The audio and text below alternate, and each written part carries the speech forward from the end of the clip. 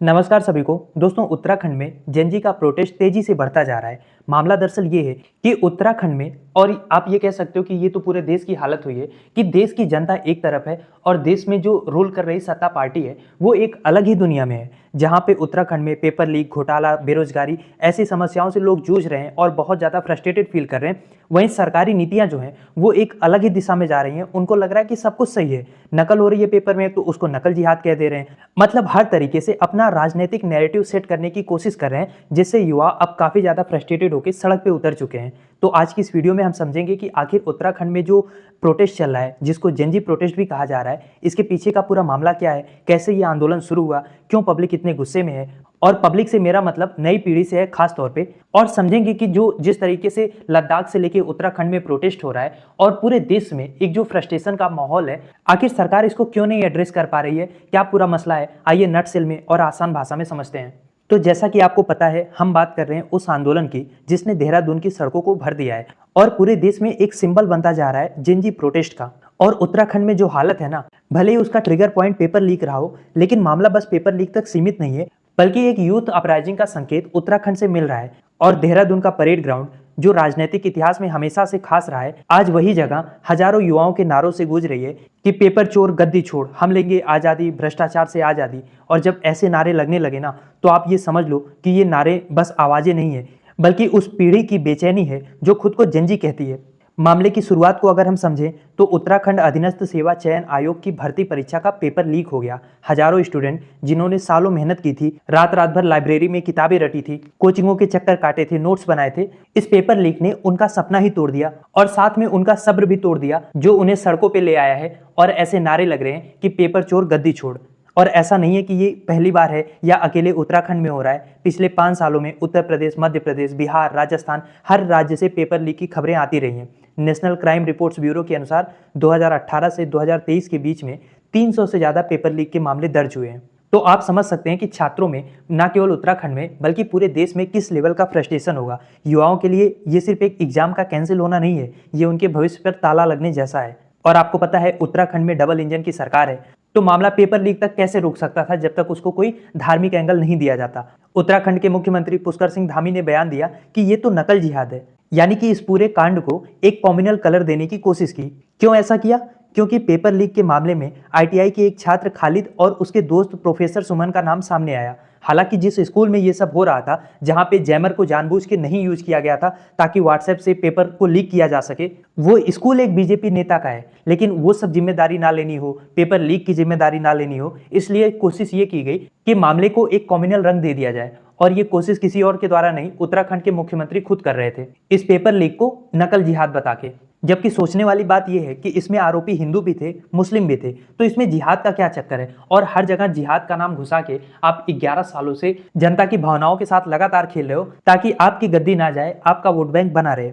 इसीलिए असली अपराधियों को पकड़ने की बजाय, जिसमें हो सकता है बीजेपी के ही कई नेता शामिल हो, क्योंकि जिस स्कूल में ये कांड हुआ है, पेपर लीक का मामला सामने आया है, वहां पे उस हॉल में जैमर बंद था और वो स्कूल किसी बीजेपी के ही नेता का बताया जा रहा है। और इसीलिए कोशिश की गई कि नैरेटिव को एक कॉम्युनल एंगल में शिफ्ट कर दें।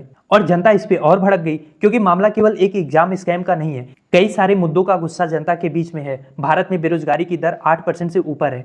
उत्तराखंड जैसे छोटे राज्य में भी 1 लाख से ज्यादा युवा रोजगार के इंतजार में बैठे हैं। प्राइवेट सेक्टर में ज्यादा जॉब है नहीं, सरकारी जॉब में मारामारी के बावजूद उससे जो छोटी सी उम्मीदें हैं उसको पेपर लीक कुचल देता है। तो कहीं ना कहीं से पब्लिक का गुस्सा, युवाओं का गुस्सा बाहर तो आएगा। और इसीलिए इस प्रोटेस्ट में युवाओं का गुस्सा सिर्फ नकल माफिया तक सीमित नहीं रहा। नारे लगे कि धामी से आज़ादी चाहिए, माफिया से आज़ादी चाहिए, पेपर चोर गद्दी छोड़, यानी सीधे सिस्टम को, सरकार को टारगेट किया गया। और ऐसा ही प्रोटेस्ट सेम टाइम पे उत्तराखंड के अलावा लद्दाख में भी चल रहा है। और दोनों में कॉमन ये है कि दोनों को युवा ही लीड कर रहे हैं। तो एक तरीके से आप कह सकते हैं कि जेनजी केवल उत्तराखंड तक सीमित नहीं है, लद्दाख में भी यही लोग बढ़ चढ़ के आगे हैं, क्योंकि इन्हीं ने सरकार की नौकरी की उम्मीद पे भरोसा किया था, अच्छे दिनों की उम्मीद की थी। और आज यही जनरेशन जी सड़कों पे उतर चुकी है, क्योंकि इनके अंदर वो ऊर्जा, वो आत्मविश्वास है कि सिस्टम को बदला जा सकता है। ये फेसबुक, इंस्टाग्राम और रील्स की जनरेशन है। जुगाड़ और क्रिएटिविटी इसके खून में है। और जब भी इनजस्टिस होता है तो ये चुप नहीं रहते हैं। और ये हर राज्य की कहानी है, क्योंकि अगर आप बैठ जाएंगे लिस्ट बनाने ना, तो आपको लगेगा कि यार पेपर लीक तो मतलब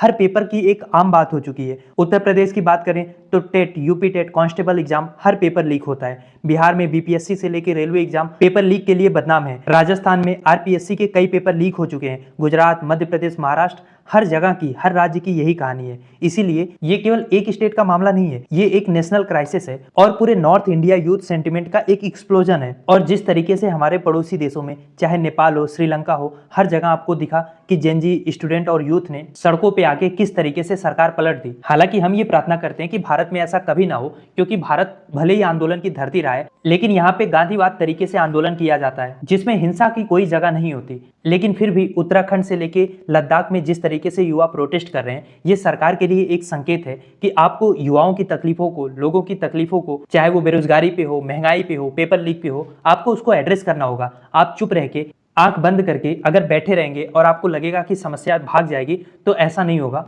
आप सोचेंगे कि पेपर लीक के मामले को पेपर जिहाद में बदल दें, तो जो बेरोजगार युवा बैठा है वो अब इतना मूर्ख नहीं बनेगा कि आपके एक ही पुराने वादे को, घिसे पिटे वादे को बार बार एक्सेप्ट करे। और जनता अब इन कम्युनल मुद्दों से ऊब चुकी है। उनका जेन्युइन मुद्दा ये है कि उनको नौकरी चाहिए, उनके जेब में पैसा होना चाहिए। और सरकार को ये बात समझनी होगी कि बार बार नैरेटिव बदलने से गवर्नमेंट का फेलियर आप बहुत लंबे समय तक नहीं छिपा सकते।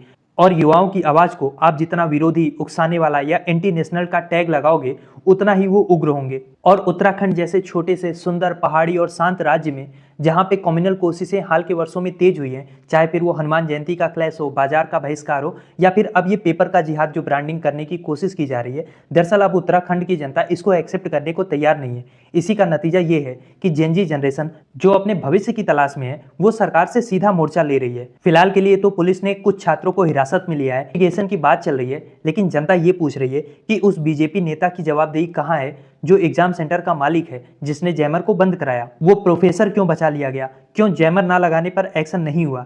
ऐसा लगता है कि जो बड़ी मछली है उसको बचाने की कोशिश की जा रही है, इसीलिए स्टूडेंट और भी ज्यादा नाराज हैं। और सरकार को भी अब ये बात समझना होगा कि अगर पेपर लीक स्कैम नहीं रुकेंगे तो हर 6 महीने पे नया आंदोलन होगा। अगर आप इसको कम्युनल डिस्ट्रैक्शन देने की कोशिश करोगे, तो क्योंकि अब जनता आपके बहकावे में, आपके वादों में नहीं आ रही है, तो यूथ और एग्रेसिव होगा। ये जेनजी सिर्फ उत्तराखंड नहीं बल्कि नेशन वाइड पॉलिटिकल फोर्स बन सकती हैं। इसीलिए सवाल ये है कि हमारा लोकतंत्र किस दिशा में जा रहा है? क्या युवाओं की आवाज़ केवल लॉ एंड ऑर्डर की प्रॉब्लम बता के दबाई जा रही है, या फिर इस गुस्से को पॉलिसी रिफॉर्म में बदला जाएगा?